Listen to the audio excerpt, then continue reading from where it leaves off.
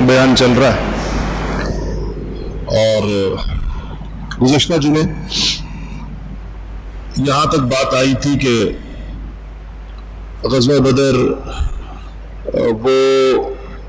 واحد غزوہ ہے جس میں فرشتوں نے قتال کیا ہے، فرشتوں نے جنگ کی ہے، ورنہ اگر کسی اور موقع پر اللہ جل شانہ نے فرشتے اتارے بھی ہیں تو وہ مسلمانوں کی نصرت کے لیے،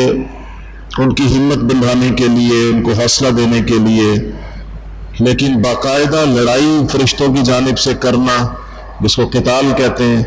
قتال کرنا، یہ صرف جنگ بدر کے اندر ثابت ہے۔ حضرات صحابہ رضوان اللہ تعالی علیہم اجمعین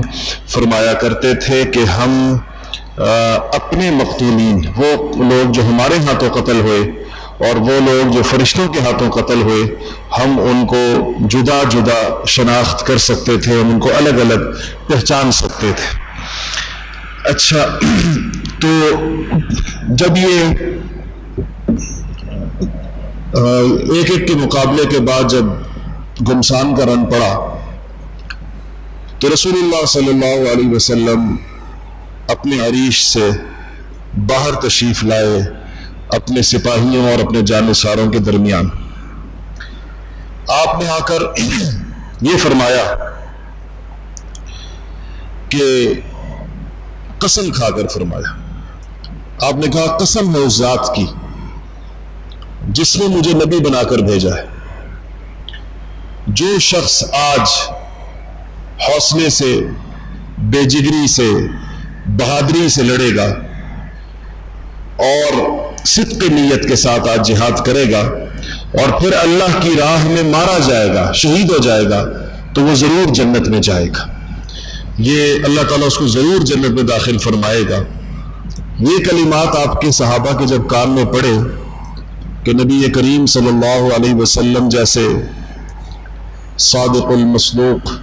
آپ جیسے کائنات کے سب سے سچے ترین انسان، آپ یہ فرما رہے ہیں کہ جو شخص آج بھرپور طریقے کے ساتھ قتال کرتا ہوا اللہ تعالیٰ کے راستے میں شہید ہو جائے گا تو وہ جنت میں جائے گا۔ تو وہ کچھ کھجوریں کھا رہے تھے، ان کے ہاتھ میں تھی کسی کونے میں، تو انہوں نے کہا کہ جو 2-3 کھجوریں ہاتھ میں تھی، انہوں نے کہا کہ اتنا وقت صبر کرنا جس میں یہ 3 کھجوریں ختم ہو جائے، یہ تو بہت زیادہ وقت ہے، اتنے وقت تک کون جنت سے صبر کر سکتا ہے کہ وہ 3 کھجوریں یا 5 کھجوریں جو ہاتھ میں، ایک مٹھی میں انسان کے کتنی آ جاتی ہیں، 3-4 سے زیادہ تو نہیں آتی، تو کہا کہ اس کو ختم کرنے تک اگر میں انتظار کروں تو انتظار تو بڑا طویل ہے، اور اگر اتنا میں صبر کروں تو یہ صبر تو بڑا لمبا ہے، اتنا کون، یہ کہہ کر وہ کھجوریں پھینک دی اور گھس گئے دشمنوں کے جتھے کے اندر، اور اللہ جل شانہ نے ان کو شہادت کے مرتبے سے سرفراز فرمایا۔ تو ایک اور صحابی عوف، سیدنا عوف ابن حارث ذکر آ رہا ہے ان کا، یہ ان 7 بھائیوں میں سے ایک تھے جو غزوہ بدر کے میدان میں تھے، حضرت سیدہ افرا کے جو صاحبزادے تھے۔ تو انہوں نے کہا کہ ایک عجیب انداز میں سوال کیا، کہا کہ یا رسول اللہ، اللہ جل شانہ کو کون سی چیز اتنا خوش کرتی ہے کہ اللہ تعالیٰ خوشی کی وجہ سے ہنس پڑے؟ ایسی خوشی اللہ تعالیٰ کو کس چیز سے پہنچتی ہے کہ انسان اللہ تعالیٰ کے لیے کوئی ایسا کام، کون سا ایسا کام ہے جو انسان کرے کہ اللہ جل شانہ جیسے کوئی انسان انتہائی خوشی کے عالم میں ہنس پڑتا ہے؟ تو ان کے الفاظ تھے کہ جو اللہ کو ہنسا دے انسان کا وہ عمل خوشی کی وجہ سے۔ رسول اللہ صلی اللہ علیہ وسلم نے فرمایا، کہا کہ بندے کا برہنہ سر، یعنی اپنے سر پہ بھی اس کی کوئی چیز حفاظت کی نہ لگی ہوئی ہو، اس حال کے اندر اس کا اللہ کے دشمنوں کے خون سے اپنے ہاتھوں کو رنگ دینا، یہ اللہ جل شانہ کو ایسا خوش کرتا ہے کہ اللہ تعالیٰ اس پہ ہنس پڑے اس خوشی کی وجہ سے۔ یہ سن کر بس انہوں نے اپنی زرہ اتاری جو پہنی ہوئی تھی اور وہ گھس گئے اس لشکر کے اندر، اور وہ بھی جا کر وہاں پر شہید ہو گئے۔ اس کے نتیجے میں نبی کریم صلی اللہ علیہ وسلم کے ساتھ ظاہر ہے یہ لوگ موجود تھے، ان کو اللہ تعالیٰ نے ایک یقین کی ایک غیر معمولی کیفیت عطا فرمائی بھی تھی، جو رسول اللہ صلی اللہ علیہ وسلم بتا رہے تھے اس پر ان کو یقین آتا تھا۔ دوسری طرف ابو جہل کا یہ حال ہوا کہ جب عتبہ، شیبہ، ولید وغیرہ مارے گئے تو ظاہر اسے مورال تو ڈاؤن ہوتا، تو ابو جہل نے اپنے لشکر کو خوب جوش دلایا. اس نے کہا کہ ان تینوں نے جلد بازی کی، یہ جو مارے گئے عتبہ، شیبہ، ولید، کہا انہوں نے جلد بازی کی، اپنی جلد بازی کی وجہ سے مارے گئے، کہ مسلمانوں کی بہادری کی وجہ سے نہیں مارے گئے. تو اس سے تم لوگ بددل نہ ہو، اس سے تم لوگ جو ہے اپنی حوصلے میں تمہارے وہ ہوں. اور پھر لات اور عزا کی قسم کھائی، کہا کہ قسم ہے لات کی اور عزا کی، جو ان کے دو مشہور بت تھے، کہ ہم واپس نہیں ہوں گے اس میدان سے جب تک کہ ہم ان لوگوں کو رسیوں سے باندھ نہ لیں. حوصلہ دلا رہا تھا. اس کے بعد اس نے ابو جہل نے ایک دعا کی اللہ تعالیٰ سے. یہ جو مشرک تھے ان کا اصول یہ تھا کہ یہ سخت حالات کے اندر اللہ تعالیٰ سے دعا کرتے تھے، عام حالات کے اندر بتوں سے دعا کرتے تھے. تو جب کوئی گھمسان کا رن ہو، سخت قسم کی مصیبت پڑ جائے، اس وقت یہ اللہ تعالیٰ سے دعا کرتے تھے، کیونکہ اللہ کو تو مانتے تھے، اللہ کے ساتھ شریک کرتے تھے نا بتوں کو، ساتھ کہتے تھے کہ یہ بھی اللہ تعالیٰ نے ان کو بھی کچھ اختیارات دیے ہیں. تو اس نے جو دعا کی تو قرآن شریف کے اندر اس کا ذکر موجود ہے. ابو جہل نے جو کی تو اس نے کہا کہ یا اللہ، ہم میں سے جو شخص، ہم دونوں لشکروں میں سے جو شخص قرابت داریوں کو قطع کرنے والا، یعنی جس نے رشتہ داری توڑی ہو، جس نے رشتہ داری خراب کی ہو، اور یا اللہ جو شخص جو ہے وہ گناہوں کا مرتکب ہو، غیر معروف کا، جس نے غلط کام کیے ہوں، آج اس کو ہلاک فرما. ابو جہل کہہ رہا ہے ہم دونوں میں سے اس کو ہلاک فرما، اور جو تیرے نزدیک سب سے زیادہ محبوب ہے اور جو تجھ کو سب سے زیادہ پسندیدہ ہے، تو یا اللہ آج اس کو تو فتح عطا فرما. تو یہ ابو جہل کا سوال تھا اللہ تعالیٰ سے. قرآن شریف اس کو کہتا ہے کہ ان تستفتحوا فقد جاءکم الفتح، اور وَإِن تَنْتَهُوا فَهُوَ خَيْرٌ لَكُمْ وَإِن تَعُودُوا نعد وَلَن تُغْنِيَ عَنْكُمْ فِئَتُكُمْ شَيْئًا وَلَوْ كَثُرَتْ وَأَنَّ اللَّهَ مَعَ الْمُؤْمِنِينَ. یہ اسی ابو جہل کے اس پر تستفتحوا کا مطلب ہوتا ہے فتح طلب کرنا یا فیصلہ طلب کرنا. اس نے تو اللہ سے فیصلہ طلب کیا کہ اللہ بس فیصلہ فرما دے ہمارے درمیان. تو اللہ تعالیٰ نے کیا خوب فیصلہ فرمایا، اور اس نے کہا اللہ جو گروہ جو ہے وہ غلطی پر ہے اس کو تو ہلاک فرما. اللہ نے وہی کیا. اور کہا اللہ جو گروہ تیرے محبوب ہے، تیرے نزدیک ہے، اس کو فتح یاب فرما. اللہ نے وہی کیا. تو یہ اس کی دعا تھی اپنے لوگوں کو مزید ابھارنے کے لیے بھی اور ان چیزوں کے لیے بھی. نبی کریم صلی اللہ علیہ وسلم اس موقع پہ تشریف لائے، اور آپ نے جیسا میں نے شاید پچھلے ہفتے بھی عرض کیا تھا کہ جبرائیل کے کہنے پر آپ نے ایک مٹھی ریت کی اٹھائی، اور آپ نے اس کے بعد اس کو شاہت الوجوہ کے فرما کر آپ نے جو ہے وہ پھینک دی. اور یہ اس کا جس کو کہنا چاہیے کہ اس جنگ کا کلائمیکس تھا. آپ صلی اللہ علیہ وسلم کا ریت اٹھا کر مٹھی بھر کے مٹی کا پھینک دینا، یہ وہ فیصلہ کن مرحلہ تھا. اسی کو قرآن شریف نے کہا ہے کہ وَمَا رَمَيْتَ إِذْ رَمَيْتَ وَلَكِنَّ اللَّهَ رَمَى، کہ وہ جو آپ نے پھینکی تھی ریت مٹی، وہ آپ نے نہیں پھینکی تھی، وہ اللہ نے پھینکی تھی ان کے اوپر آپ کے ہاتھ کے ذریعے سے. اللہ وہ مشت خاک اللہ تعالیٰ کی طرف سے گئی تھی، اور اللہ تعالیٰ ایک خاک کی مٹھی سے وہ کام لے لے جو بڑے بڑے جنگ کے ساز و سامان نہ کر سکیں، تو اللہ تعالیٰ کے لیے کیا مشکل ہے. تو یہ آپ نے پھینکی، اور جب آپ نے یہ مٹھی پھینک دی تو بس انصاروں کے آنکھوں کے اندر، پورے لشکر کی کفار کے، ان کی آنکھوں کے اندر وہ ریت پہنچی، ہر شخص کی آنکھ میں، اور ایسی پہنچی کہ وہ اس کے لیے آنکھیں کھولنا ممکن نہیں تھی، اور بند آنکھوں کے ساتھ تو جنگ لڑی نہیں جا سکتی. اور اس کے ساتھ صحابہ کی بہادریاں، صحابہ کی جانثاریاں، اور صحابہ نے جس طریقے کے ساتھ ان کو ایک ٹف ٹائم دیا جنگ کے میدان میں، وہ اپنی جگہ،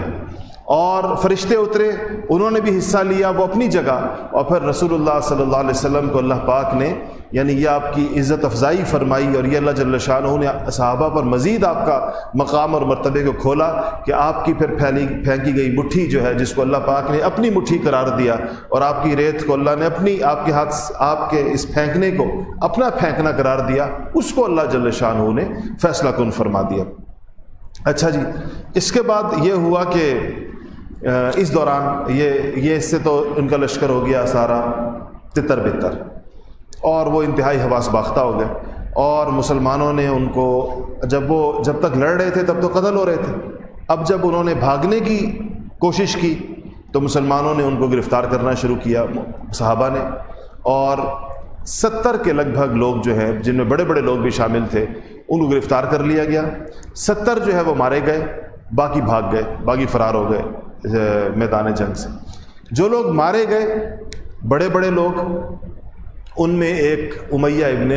خلف کا نام آپ نے سنا ہوا ہے۔ یہ حضرت بلال کا آقا تھا، حضرت بلال اس کے غلام تھے۔ سیدنا ابوبکر صدیق رضی اللہ تعالی عنہ نے ان کو آزاد کرایا تھا، اور اس کا میں نے آپ کو یہ بھی بتایا تھا کہ اس کو سعد ابن معاذ نے کہا تھا کہ تمہیں رسول اللہ نے فرمایا کہ تم مارے جاؤ گے، تو یہ اس کو ابو جہل کھینچ کھانچ کے گھسیٹ کر لایا تھا اپنے ساتھ، اور اس تسلی کے ساتھ لایا تھا کہ میں نے ایک تیز رفتار گھوڑا تیار کیا ہوا ہے تمہارے لیے۔ تو جب جنگ کا احوال بدلنے لگے، شکست کے آثار نظر آنے لگے، تو تم بھاگ جانا، اپنی جان بچانا۔ لیکن جس کو اس کی موت لائی ہو تو بھاگ کہاں سکتا ہے، وہ نہیں بھاگ سکتا۔ تو لیکن بہرحال پہنچ گیا تھا۔ تو یہ اپنے بیٹے کے ساتھ تھا، تو جا رہا تھا، تو یہ فرار ہونے والوں میں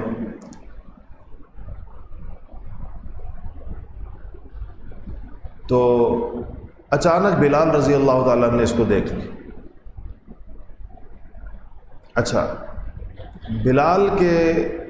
دیکھنے سے ظاہر ہے بلال کے اوپر تو اس نے مظالم کیے ہوئے تھے اور بہت زیادہ، تو حضرت بلال نے انصار کو آواز دی کہ اس کو پکڑو، اللہ کا دشمن عدو اللہ امیہ ابن خلف نکل نہ جائے۔ حضرت عبد الرحمن ابن عوف کہتے ہیں رضی اللہ تعالی عنہ کہ امیہ سے میری دوستی تھی پرانی مکہ کے زمانے میں، تو وہ یہ چاہتے تھے کہ یہ گرفتار ہو جائے، قتل نہ کیا جائے اس کو، اور اگر میں اس کو گرفتار کر لوں گا تو فدیہ دے گا، تو فدیہ بھی مال غنیمت کی سب سے بہترین قسم ہوتی ہے۔ اور دوسرا شاید ان کو یہ بھی دوست رہ چکے تھے، ہو سکتا ہے کہ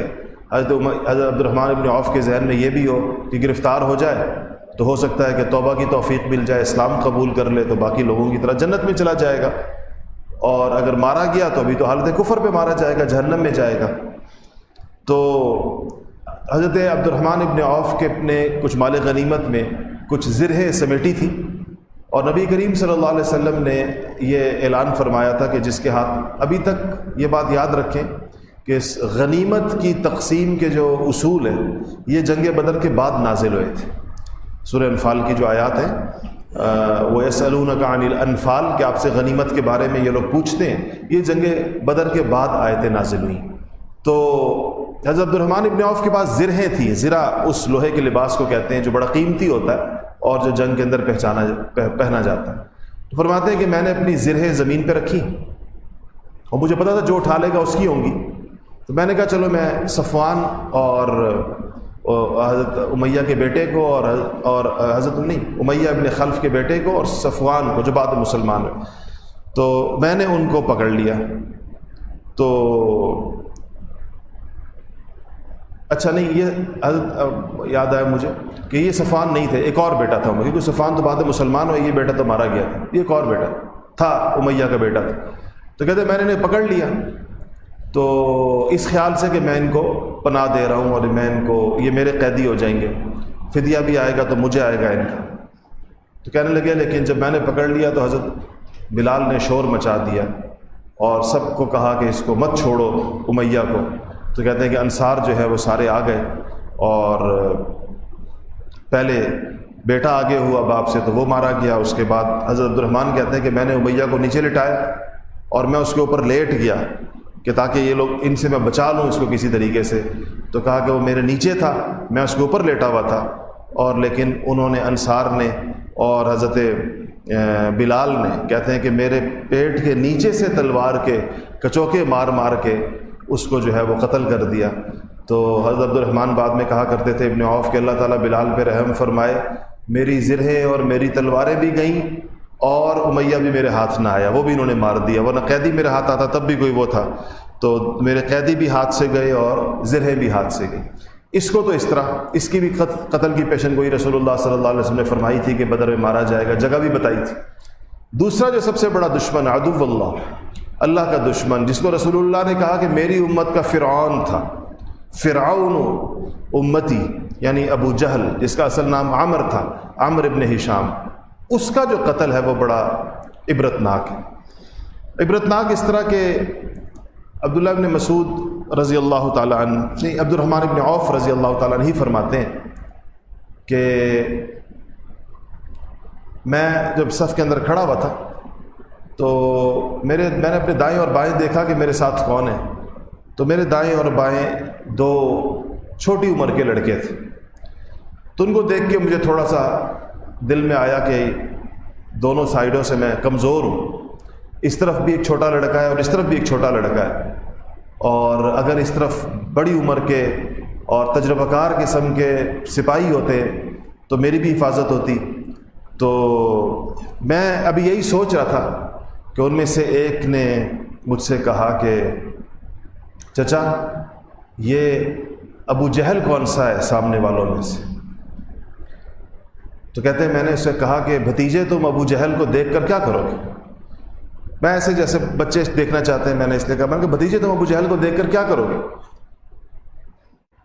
اس نے کہا کہ میں نے اللہ تعالیٰ سے ایک عہد کیا ہے، اور عہد یہ کیا ہے کہ اگر میں ابو جہل کو دیکھ لوں، پہچان لوں، تو یا تو وہ میرے ہاتھوں مارا جائے گا یا میں مارا جاؤں گا، اس حد تک میں اس پہ لڑوں گا، اس لیے کہ میں نے یہ سنا ہے۔ یہ تو انصاری تھے نا دونوں، انہوں نے مکہ کا زمانہ تو نہیں دیکھا تھا، اور نہ انہوں نے مکہ میں ابو جہل کو دیکھا تھا، نہ انہوں نے ابو جہل کے مظالم دیکھے تھے۔ کہتے ہیں میں نے یہ سنا ہے کہ یہ رسول اللہ صلی اللہ علیہ وسلم کو گالیاں دیتا ہے، برا بھلا کہتا ہے، سب و شتم کرتا ہے، اس لیے میں نے یہ عہد کیا کہ میں اس کو ماروں گا۔ تو کہتے ہیں مجھے ان کا عزم دیکھ کر دونوں لڑکوں کا اور ان کا جوش دیکھ کر میرے دل سے وہ افسوس ہی ختم ہو گیا جو تھوڑی دیر پہلے مجھے ہو رہا تھا کہ میرے دائیں بائیں کوئی طاقتور لوگ ہوتے تو زیادہ اچھا تھا۔ تو کہتے ہیں میں نے اچانک مجھے سامنے ابو جہل نظر آیا لشکر کے اندر، تو میں نے انگلی سے اشارہ کیا کہ وہ ہے ابو جہل، اور کہتے ہیں میں نے جب اشارہ کیا تو یہ دونوں میری طرف سے ایسے نکلے جیسے کوئی شکرا یا باز نکلتا ہے کسی چھوٹے پرندے کے پیچھے،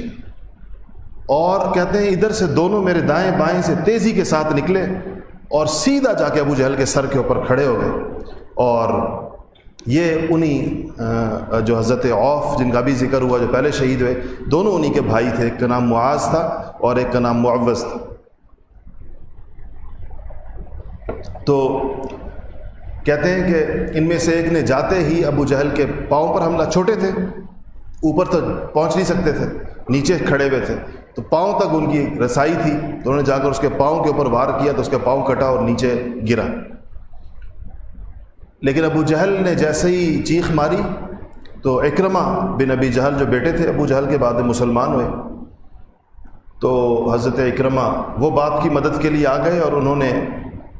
ان میں سے معاذ کے کندھے کے اوپر تلوار ماری اور اس سے ان کا پورا بازو کٹ گیا، اور صرف نیچے کا جو چمڑا ہوتا ہے، کھال جو ہوتی ہے، اتنی جگہ رہ گئی، باقی سارا بازو کٹ کے لٹک گیا۔ تو انہوں نے جب یہ کیا تو اس دوران دوسرے ساتھی نے آگے بڑھ کر ایک بخاری شریف کی جو روایت کتاب الجہاد میں، وہاں ایک تیسرے صحابی کا بھی ذکر ہے، اور وہ حضرت معاذ بن عمر، ان کا نام بھی معاذ ہے، یہ بھی معاذ ہے لیکن یہ معاذ بن حارث ہے، وہ معاذ بن عمر ہے۔ بخاری شریف میں دو جگہ یہ حدیث ہے ابو جہل کے قتل کی،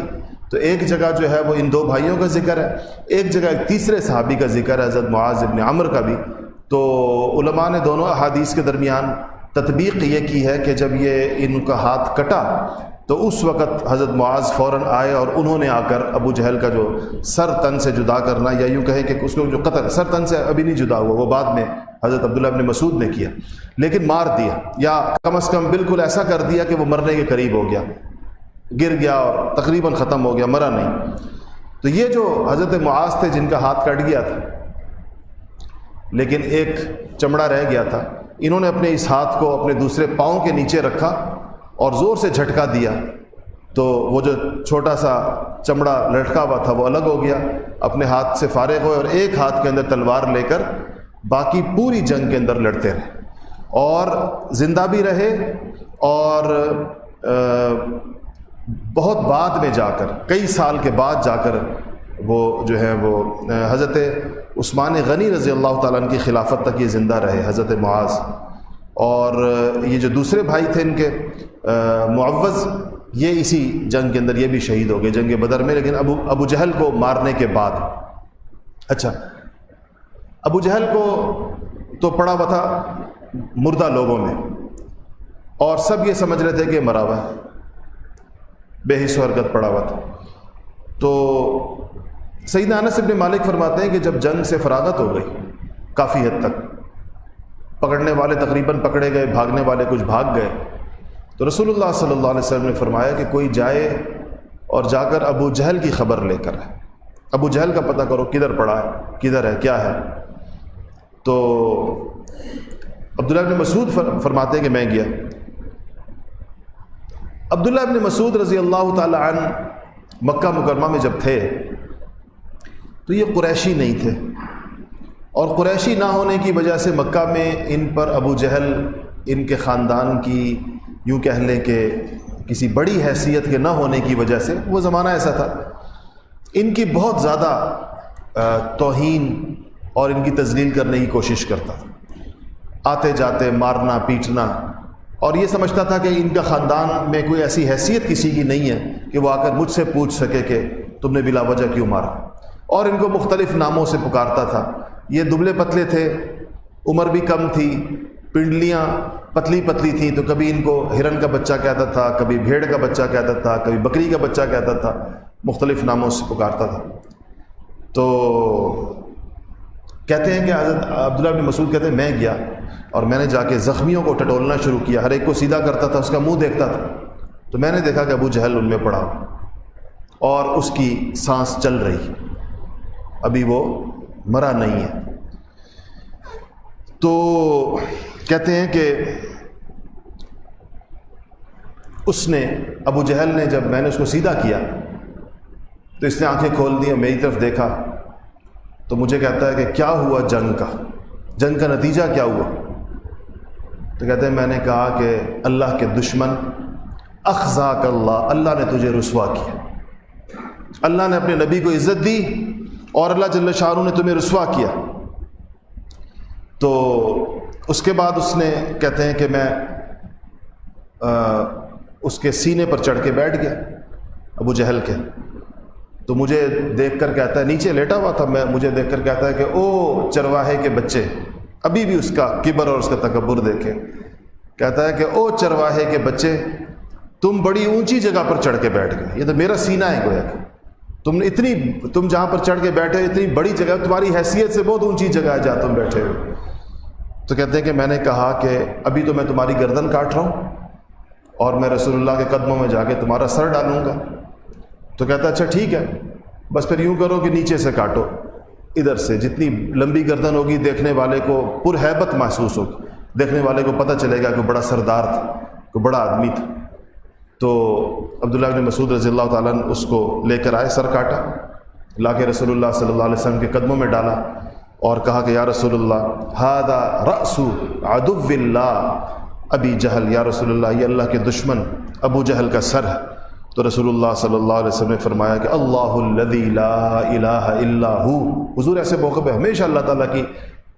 کی بڑائی اور عظمت بیان کرتے تھے، اور فرمایا کہ نعم واللہ الذی لا الہ غیرہ، اور پھر آپ نے فرمایا کہ الحمدللہ الذی اعز الاسلام و اہلہ، تمام تعریفیں اللہ کے لیے ہیں جس نے آج اسلام کو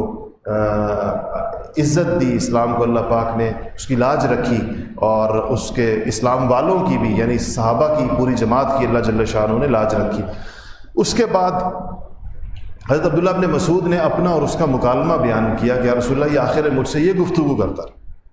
اس پہ نبی کریم صلی اللہ علیہ وسلم نے فرمایا کہ یہ اس امت کا فرعون تھا، لیکن میرا فرعون موسیٰ کے فرعون سے بھی زیادہ فرعونیت میں زیادہ تھا کہ موسیٰ کے فرعون نے مرتے ہوئے کہا آمنت برب موسیٰ و ہارون، کہ میں موسیٰ اور ہارون کے رب پر ایمان لاتا ہوں، اور میرا فرعون، میری امت کا فرعون مرتے ہوئے بھی کلمہ کفر کے اوپر قائم رہا۔ ایک اور روایت کے اندر آتا ہے کہ اس نے کہا عبداللہ ابن مسعود سے کہ جا کر محمد سے کہنا کہ مجھے آج سے پہلے آپ سے جتنی شدید نفرت تھی، مرتے ہوئے میری نفرت اس سے 1000 گنا زیادہ ہے اس وقت۔ یہ پیغام جا کر ان کو میرا دینا، اور ان سے کہ مطلب ان کو یہ نہ، یعنی یہ اس بات کا اظہار تھا کہ اس تمام تر شکست کے باوجود میرے دل میں آپ کے لیے یا اسلام کے لیے کسی قسم کا کوئی نرم گوشہ پیدا نہیں ہوا، اور میں اسلام کا اور آپ کا مقابلہ کرتے ہوئے پوری بہادری کے ساتھ اس دنیا سے جا رہا ہوں۔ یہ پیغام اس نے رسول اللہ صلی اللہ علیہ وسلم کو باقاعدہ بھجوایا عبداللہ ابن مسعود رضی اللہ تعالیٰ عنہ کے ذریعے۔ اس پہ حضور نے فرمایا کہ اس سے تو وہ فرعون بہتر تھا جو موسیٰ کا فرعون تھا، کہ وہ تو مرتے ہوئے کہہ رہا تھا کہ آمنت برب موسیٰ و ہارون۔ یہ الگ بات ہے کہ اس کا ایمان قبول نہیں ہوا، کیونکہ نزع کے عالم کا ایمان تو قبول نہیں ہوتا۔ نزع کا عالم جب شروع ہو جاتا ہے، یہ بات ایک بیچ میں آگئی لیکن یاد رکھیے گا،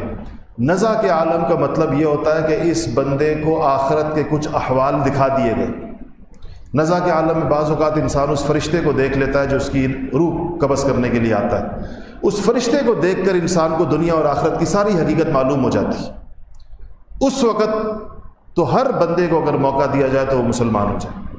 کیونکہ اس پہ حقیقت کھل جاتی ہے، لیکن اس وقت توبہ کا دروازہ بند کر دیا جاتا ہے۔ جیسے ہی بندے پر یہ دنیا ہے نا، اس کو تو عالم دنیا کہتے ہیں، اور ایک عالم آخرت ہے جو قیامت کے بعد قائم ہوگا۔ مرنے سے لے کر جو بھی انسان مر جائے دنیا میں، اور جب تک اسرافیل قیامت کا سور نہ پھونکے، اس کے درمیان کا جو زمانہ ہے اس کو عالم برزخ کہتے ہیں۔ برزخ جیسے بفر زون جس کو کہتے ہیں، درمیان میں کوئی چیز، دو چیزوں کے درمیان ہونا۔ تو عالم آخرت قائم ہوگا قیامت سے، جب سور اسرافیل پھونکا جائے گا، اور عالم دنیا یہ ہے جس میں اس وقت میں اور آپ سارے بیٹھے ہیں، اور عالم برزخ وہ ہے جو ایک انسان مر گیا، اس کا عالم برزخ شروع ہو گیا، اور یہ اس وقت تک چلتا رہے گا جب تک قیامت قائم نہیں ہو جاتی۔ تو یہ جو عالم برزخ ہے اس کے اپنے کچھ احوال ہیں، یہ نزع کے عالم سے شروع ہو جاتے ہیں، اور نزع کے عالم میں انسانوں کو چیزیں پتہ چلتی ہیں۔ آپ نے دیکھا ہوگا اللہ کے محبوبوں اور اللہ کے پیاروں کے چہرے پر مرتے ہوئے بعض اوقات ایک مسکراہٹ آتی ہے، اور وہ مسکراہٹ رہ جاتی ہے ان کے چہرے کے اوپر۔ آپ نے پتہ نہیں بزرگوں کے جنازے، ہمارے حضرت، ہمارے شیخ و مربی، ہمارے محسن حضرت مولانا عزیز الرحمان ہضابی صاحب رحمۃ اللہ علیہ کا انتقال ہوا ہفتہ 10 دن پہلے، اور کسی نے آپ میں سے اگر کسی نے ان کا چہرہ دیکھا ہو، حالانکہ 10-15 دن کی شدید بیماری گزاری، اور نمونیا تھا حضرت کو، اور اس میں بہت سخت، آخر میں 10 دن آکسیجن لگی رہی، لیکن یہ ہے کہ چہرے پر ایسے لگتا تھا جیسے ابھی کھلکھلا کے ہنس پڑیں گے۔ یہ کیوں ہوتا ہے؟ یہ جو روح قبض کرنے کے لیے جو عالم طاری ہوتا ہے، تو مومن کا اکرام شروع ہو جاتا ہے نزع کے عالم میں۔ اس کو لینے کے لیے جو فرشتے آتے ہیں، اس کی روح کو لینے کے لیے ملک الموت کے ساتھ، اور ملک الموت جس کیفیت کے اندر آتے ہیں اور جو چیزیں اپنے ساتھ لاتے ہیں، اور ان کی جیسے کسی مہمان کو لے کر جایا جا رہا ہو، اس کیفیت کو دیکھ کر اس بندے کو یہ اندازہ ہو جاتا ہے کہ اللہ پاک نے انشاءاللہ میرے ساتھ معاملہ اچھا کی۔ اس کی وجہ سے اس کے چہرے پر مسکراہٹ آ جاتی ہے، اپنے اچھے انجام کا منظر دیکھ کر۔ اور اسی طرح بعض لوگوں کے چہروں پر مرنے کے بعد ایک سخت قسم کی وحشت اور نحوست آ جاتی ہے، اور جتنی دیر ان کی لاش پڑی رہے وہ وحشت اور وہ نحوست بڑھتی چلی جاتی ہے، حتیٰ کہ ایسی ہو جاتی ہے بعض اوقات کہ اس پر انسان ایک دفعہ نظر ڈالے تو دوسری دفعہ دیکھ نہیں سکتا، اور بعض اوقات لواحقین تابوتوں کے اندر بند کر دیتے ہیں اور نہیں چاہتے ہیں کوئی ان کا چہرہ دیکھے،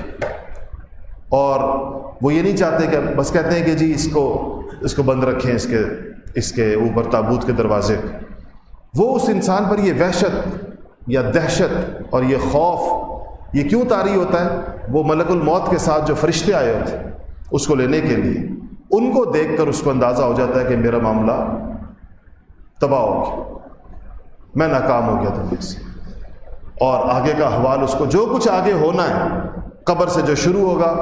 اور آخرت کے سخت ترین مراحل سے ہوتا ہوا جہنم تک کا جو سفر ہے وہ اس کو 1 سیکنڈ میں اس کے سامنے سے گزار دیا جائے. 1 سیکنڈ کے اندر اس کو پوری ریل چل جاتی ہے اس کے سامنے سے. اس کو اندازہ ہوتا ہے کہ اچھا اب میرا روٹ یہ ہوگا. یہ روٹ ہیں 2 دنیا میں مرنے والے. قرآن نے سکھا ہے انا ہدیناہ السبیل تو وہدیناہ النجدین. ان 2 رستے جو دنیا میں، تو دنیا میں جو 2 رستے ہیں اس کے آخرت کے 2 روٹ الگ الگ ہیں. ایک روٹ ہے جو بندہ موت کے وقت سے اس کا اکرام شروع ہو جاتا ہے اور اس کو آنے والے فرشتے اس کے ساتھ اچھے طریقے سے برتاؤ کرتے ہیں، ان کی شکلیں بڑی اچھی ہوتی ہیں اور اس کو آخرت کی طرف رغبت پیدا ہوتی ہے. قبر میں جاتا ہے، قبر اس کے ساتھ نرمی والا معاملہ کرتی ہے، پھر اس میں جنت کی کھڑکی کھل جاتی ہے، پھر اس کے اندر اس کے ساتھ جو حدیثوں میں تفصیلات آئی ہیں، اور اس کے بعد پھر آخرت کے اندر بھی اس کو یہ ہوتا ہے. میزان کے اوپر بھی ایک پل صراط سے بھی گزر جاتا ہے، میزان پر بھی نامہ اعمال اس کا بھاری نکلتا ہے، دائیں ہاتھ کے اندر ملتا ہے اور یہ جنت کے اندر چلا جاتا ہے. نبی کریم صلی اللہ علیہ وسلم کے دست مبارک سے حوض کوثر کا پانی ملتا ہے اور آپ کی شفاعت نصیب ہو جاتی ہے. یہ تو ایک روٹ ہے. مرنے کے بعد کا ایک شاہراہ یہ ہے، اور ایک دوسری یہ ہے کہ وہ موت کے وقت سے اس کی سختی کا اندازہ شروع ہو جاتا ہے اور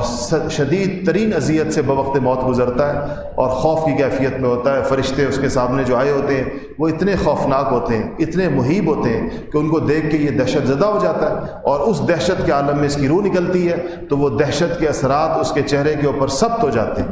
رہ جاتے ہیں چہرے کے اوپر، اور وہ وقت کے ساتھ ساتھ بڑھتے چلے جاتے ہیں. جتنی اس کی لاش کو جتنا دیر کوئی رکھے گا اتنی زیادہ اس کی شکل خوفناک ہوتی چلی جائے گی. اور پھر قبر اور پھر حشر، اس کے بعد پل صراط، اس کے بعد قیامت، میزان، نامہ اعمال، اور ان سب سے کے اندر ناکامیوں اور عذاب اور پریشانیوں سے گزرتا ہوا وہ جہنم کے اندر جاتا ہے. یہ 2 روٹ ہیں، ہر انسان نے اس میں سے کسی ایک پر جانا ہے. ایک فرق رہ جاتا ہے کہ اگر مومن بھی اس دوسرے روٹ سے چلا گیا خدا نہ خواستہ جہنم کی طرف تو اپنے گناہوں کی سزا بھگت کر کسی نہ کسی وقت میں جنت کے اندر آ جائے گا. اور کافر جو ہے اس کے لیے جنت کا کوئی راستہ نہیں ہے، کافر کے لیے جنت کی کوئی سبیل نہیں ہے. تو یہاں اس کو حضور اکرم صلی اللہ علیہ وسلم نے اس کو کیا کہا کہ ابو جہل جو ہے وہ میری امت کا فرقہ، آخری وقت کے اندر بھی اس کو اپنے کفر کے اوپر اور اپنی ضد کے اوپر، اپنے عناد کے اوپر وہ اس طرح کھڑا ہوا. اچھا، اس کے بعد کیا ہوا؟ آخری بات کر کے وہ ختم ہو گیا بات، کیونکہ نبی کریم صلی اللہ علیہ وسلم نے یہ کیا کہ اب یہ جو سردار تھے قریش کے، ان کے بارے میں آپ نے فرمایا کہ بدر کے اندر ایک کنواں تھا، بڑا غلیظ قسم کا کنواں تھا. اس کے اندر جو ہے جیسے کوئی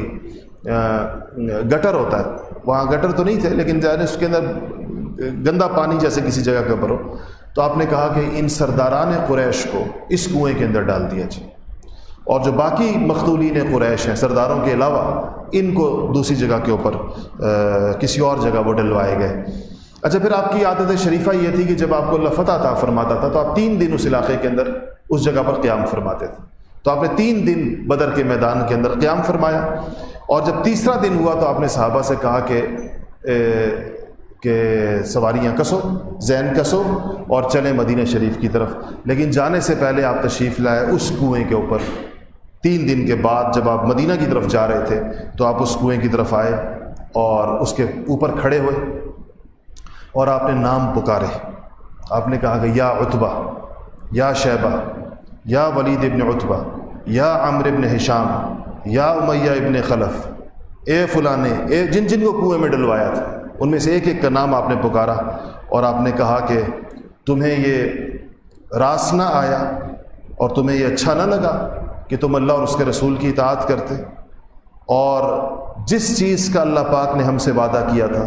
ہمیں اللہ پاک نے اپنا وعدہ سچا کیا اور ہمیں وہ چیز مل گئی، اور جس چیز کا اللہ پاک نے تم سے وعدہ کیا تھا تمہیں بھی اپنا وعدہ اللہ پاک کا تمہارے ساتھ، کہ تم ہم سے اللہ پاک کا فتح اور نصرت کا وعدہ تھا اور عزت کا وعدہ تھا اور کامیابی کا وعدہ تھا، اور تم سے اللہ پاک کا ذلت کا اور رسوائی کا اور موت کا وعدہ تھا. تمہارے ساتھ اللہ جل شانہ نے جو ہے وہ اپنا وعدہ پورا کیا. سیدنا عمر فاروق رضی اللہ تعالیٰ عنہ جری تھے،